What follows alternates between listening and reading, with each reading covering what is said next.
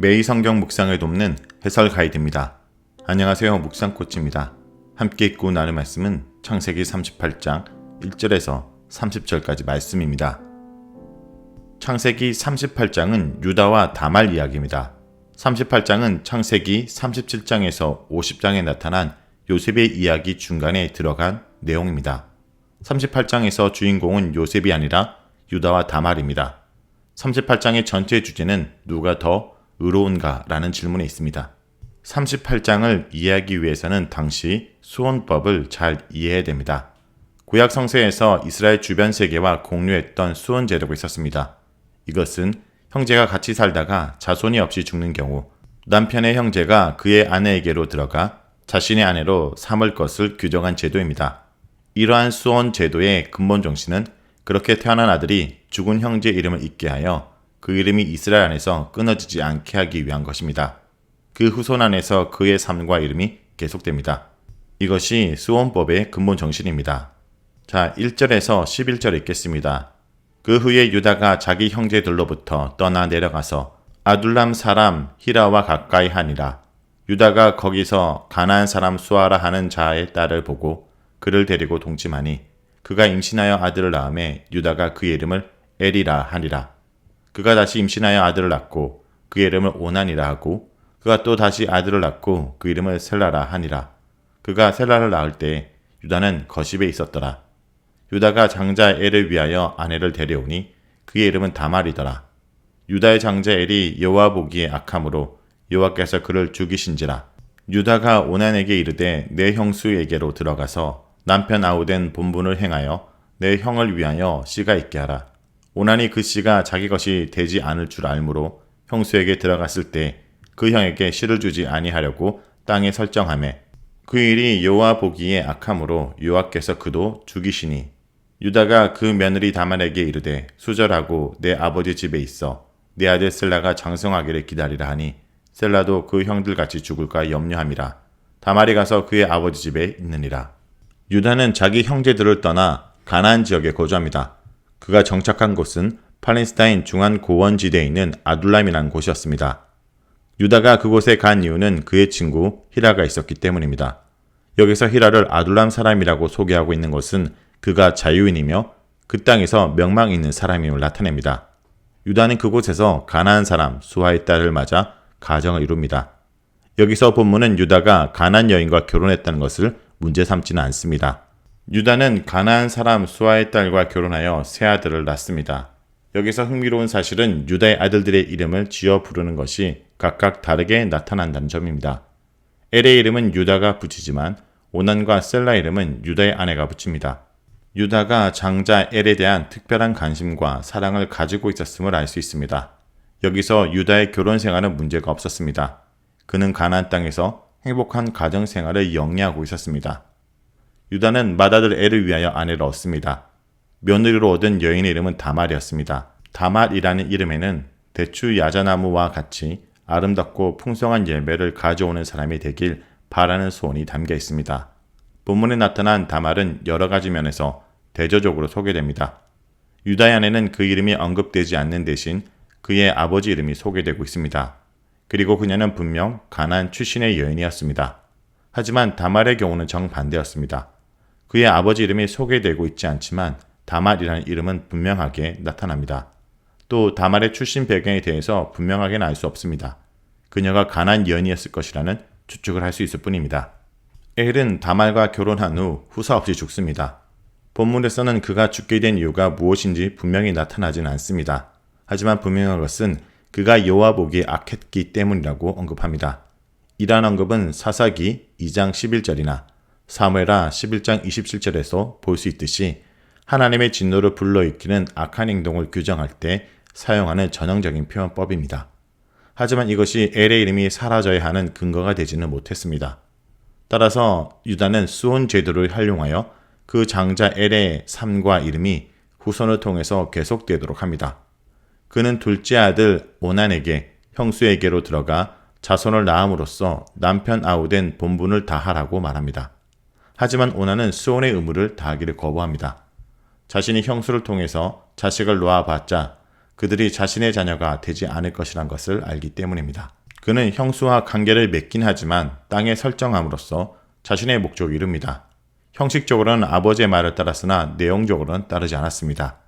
여기에는 혜택이나 권리보다 자신이 져야 할 짐이 크다고 느끼고 자신의 기업 물을 권리를 포기하는 모습입니다. 이러한 오난의 행동은 여호와 보시기에 좋지 않았습니다. 그래서 여호와께서는 유다의 둘째 아들 오난도 죽이십니다. 앞에서 말한 바와 같이 엘의 죽음의 원인은 분명하게 언급되어 있지 않습니다.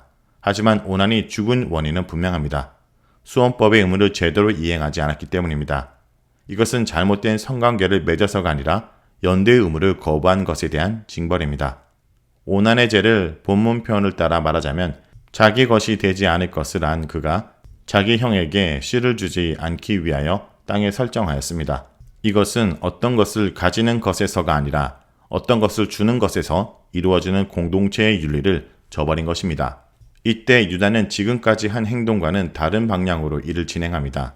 그는 형들을 위한 후사를 세우기 위해 막내 셀라로 하여금 형수와 함께 살도록 한 것이 아니라 다말을 친정으로 보내 친정에서 지내도록 하였습니다.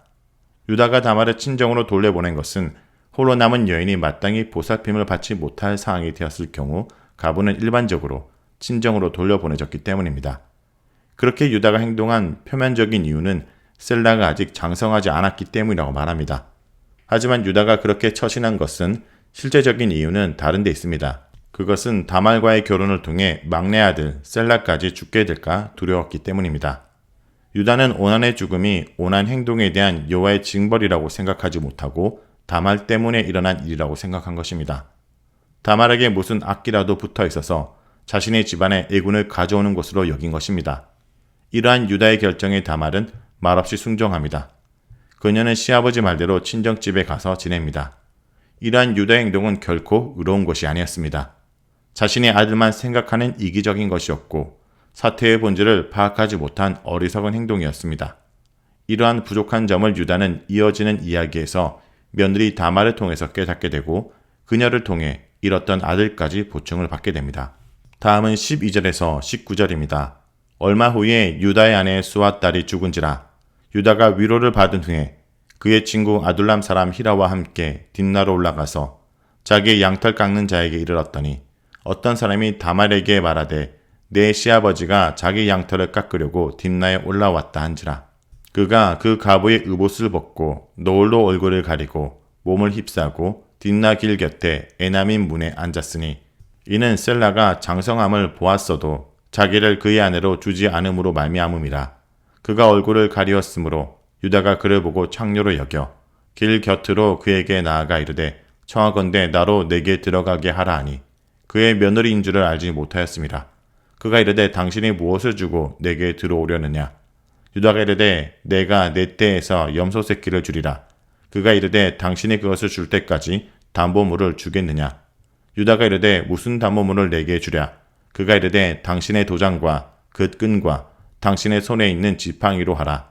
유다가 그것들을 그에게 주고 그에게로 들어갔더니 그가 유다로 말미암아 임신하였더라. 그가 일어나 떠나가서 그 노을을 벗고 가부의 의봇을 도로 입었느니라. 다말을 친정에 보낸 후 상당한 시간이 흘렀습니다. 그동안 유다는 아내를 잃었습니다. 유다는 아내를 위한 장례 절차를 다 마치고 나서 친구 히라와 함께 딥나로 올라갑니다. 양털을 깎으러 간 것입니다. 이 소식을 들은 다말은 행동을 개시합니다. 그것은 셀라가 장성했어도 유다가 자신의 약속을 지킬 의사가 없었음을 알았기 때문입니다. 여기서부터 다말의 위상이 바뀝니다. 지금까지는 다른 등장인물들보다 일의 진행을 잘 모르고 있는 것으로 나타났습니다. 하지만 이제부터 다말은 그 어떤 사람보다 상황을 잘 파악하고 있고 주도적으로 일을 진행해 나갑니다. 다말은 가부의 의상을 벗어던집니다. 그리고 변장을 합니다. 그리고 나서 다말은 딥나로 가는 길에 있는 에나민 성문에 앉아 시아버지 유다가 지나가기를 기다렸습니다. 그녀가 변장한 1차적인 목적은 자신을 몸파는 여인으로 보기 위한 것이 아니라 자신을 알아보지 못하도록 숨기기 위한 것이었습니다. 16절에서 언급하는 바와 같이 그러한 변장을 통해 유다는 다말을 보고도 자신의 며느리인 줄 모르게 되었습니다. 여기서 흥미로운 점은 옷이 속임을 위한 중요한 도구로 작용한다는 사실입니다. 이러한 점은 앞장 37장과 뒷장 39장에서도 동일하게 나타납니다. 요셉의 피 묻은 옷을 통해서 야곱은 요셉이 죽었다고 생각합니다. 요셉이 남겨둔 옷을 가지고 보디바라는 요셉이 자신을 욕보이려고 했다고 주장합니다. 그래서 37장에서 39장에 걸쳐 동일한 모티브가 반복되고 있습니다. 유다는 다말에게 자신이 그에게 들어가는 것을 허락하기를 요구합니다. 이때 다말은 함께 잠자리를 하는 대가로 무엇을 주겠냐고 묻습니다. 유다는 새끼 염소 한 마리를 주겠다고 약속합니다. 그것은 당시 상당한 가치를 지닌 것이었습니다. 하지만 유다는 당장 그것을 가지고 있지 않았습니다. 따라서 다말은 유다에게 담보물을 요구합니다. 다말이 요구한 것은 인장과 끈과 지팡이였습니다. 이 세 가지는 당시에 일종의 신분증 구실을 했습니다. 여기서 인장은 반지 형태가 아니었습니다. 그것은 끈으로 목에 걸고 다니는 실린더 형태였습니다. 유다는 담보물을 주고 다말에게 들어갑니다. 다말은 이 일을 통해 임신하였습니다. 다말은 이 일 이후 노후를 먹고 갑의 의상을 다시 입습니다. 다말 이러한 행동을 한 것은 어디까지나 시아버지 유다를 통해 남편의 후세를 얻기 위함이었기 때문입니다.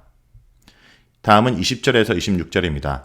유다가 그 친구 아두람 사람 손에 부탁하여 염소 새끼를 보내고 그 여인의 손에서 담보물을 찾으려고 하였으나 그가 그 여인을 찾지 못한지라.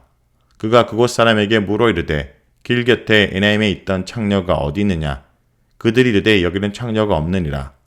그가 유다에게로 돌아와 이르되 내가 그를 찾지 못하였고 그곳 사람도 이르기를 거기에는 창녀가 없다 하더이다 하더라.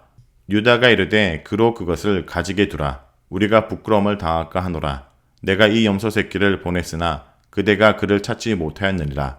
석 달쯤 후에 어떤 사람이 유다에게 일러 말하되 내 며느리 다말이 행음하였고 그 행음함으로 말미암아 임신하였느니라.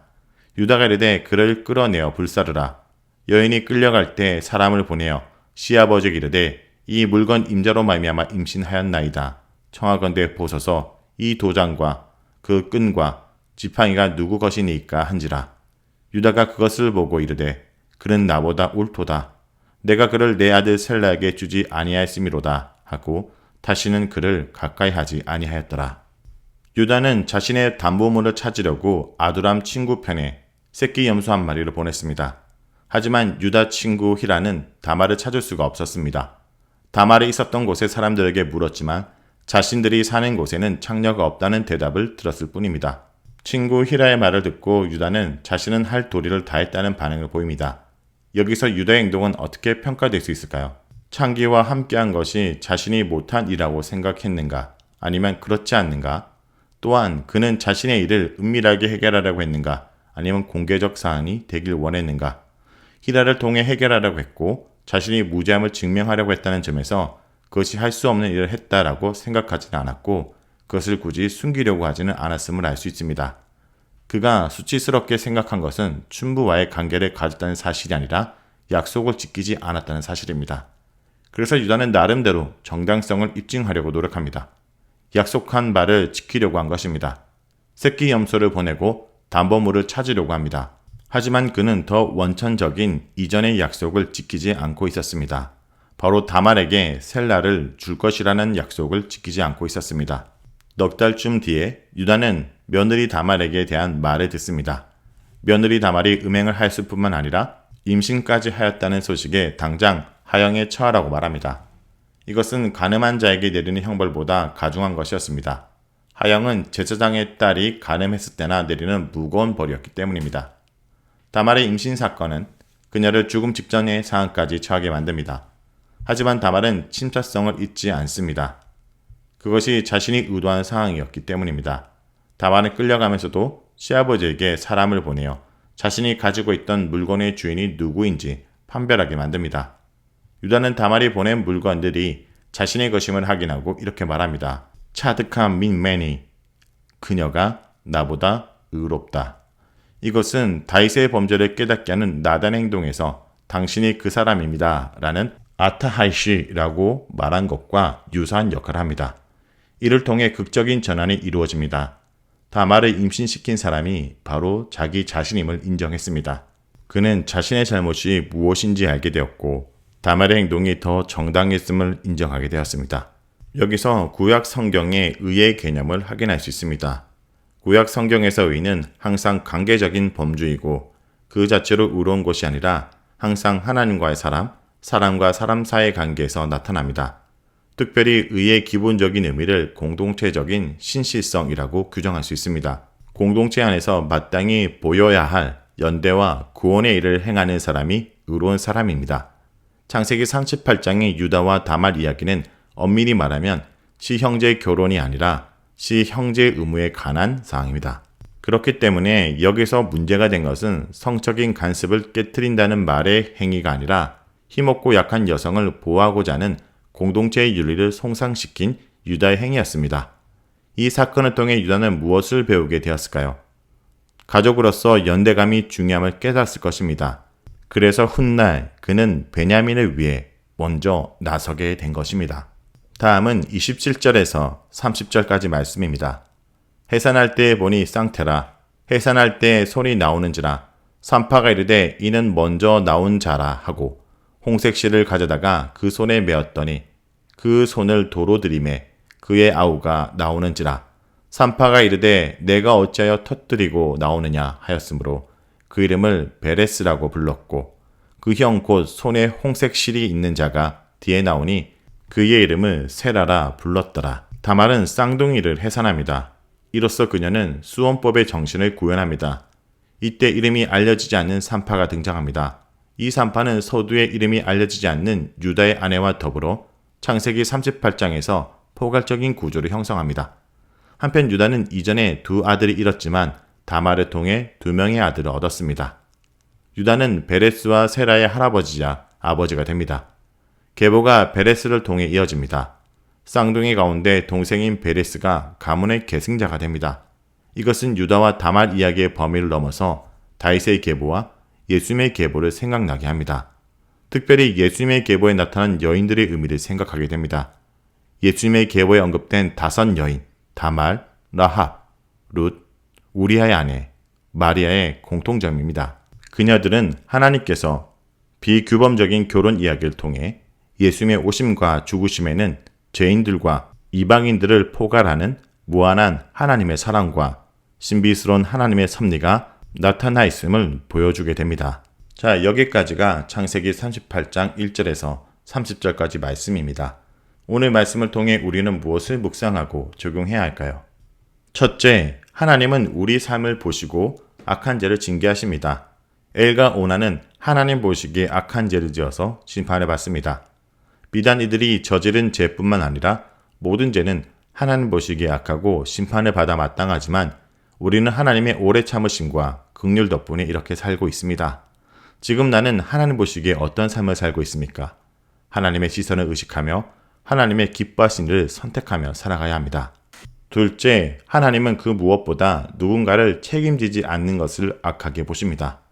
계속 아들이 잃을까봐 두려워진 유다는 수원법에 따르면 셋째 아들 셀라를 주어야 하지만 아직 어리다는 이유로 주지 않고 다말의 친정으로 보내서 기다리도록 합니다. 이때 유다는 아들들이 하나님의 징벌로 죽었음에도 불구하고 그것을 영적인 차원에서 통찰하지 못하고 있습니다. 두 아들의 연속적인 죽음의 원인이 하나님 앞에서의 죄 때문임을 깨닫고 회개하며 가장으로서 집안의 죄를 속죄하는 길로 나아갈 터인데 그는 막연히 두려워하며 이런 사항을 마치 며느리 탓인 양 여깁니다. 여기서 셀라가 장성에도 시침이 떼고 아무런 조치를 취하지 않았습니다. 한편 다말은 수원법을 통해 자기 집안을 세워나갈 수 있는데 자신의 권리를 찾지 못하고 천상 갑으로 친정에 더부 살해야 되는 딱한 처지가 되었습니다. 따져보면 자기가 유다 집안의 며느리가 된 것은 6절에서 유다의 선택이었습니다. 아들 둘이 죽은 것도 그들이 하나님 앞에서 악을 행한 결과로 다말의 책임이 아니건만 다말은 시아버지로부터 부당한 대우를 당하고 있으니 억울했을 것입니다. 이러한 상황에서 다말은 행동을 시작합니다. 그것은 일탈적이지만 매우 용기 있는 행동이었습니다. 다말은 독신이 된 시아버지 유다의 동선을 살피고 그가 양털을 수확하러 딥나로 간다는 사실을 파악합니다. 그가 지나갈 때 길목에서 변장하고 기다립니다. 유다는 다말의 계략에 걸려 다말과 관계를 맺습니다. 이때 다말은 임신할 경우 자기가 관계한 사람이 유다라는 사실을 증명할 물품을 확보합니다. 예상대로 다말이 임신하자 유다는 친정으로 보냈던 다말을 끌고 와 화형에 처하려고 합니다. 이왕 친정에 돌려보내고 속마음에 다시 부르지 않으려고 했던 며느림에도 불구하고 모른 척하지 않고 구태여 끌어와 사형을 시키는 것은 앞서 창피당하지 않으려고 담범으로 포기한 것에서도 보듯이 유다가 다른 사람의 평판이나 체면에 매우 민감한 사람이었음을 말해줍니다. 반면 다말은 담대하게 자기 운명을 개척하는 여인이었습니다. 시아버지 유다의 꼼수에 끌려 들어가지만 않고 반론의 여지가 없는 증거물인 유다의 도장과 끈, 지팡이를 제시함으로써 결국 승리자가 되었습니다. 자신의 체면과 안전만 추구하고 자기 아들들의 죄로 인해 공공에 처한 며느리 다말의 정당한 권리를 무시했던 유다의 이기적인 처신은 결국 자신을 수치 속에 빠뜨리고 말았습니다.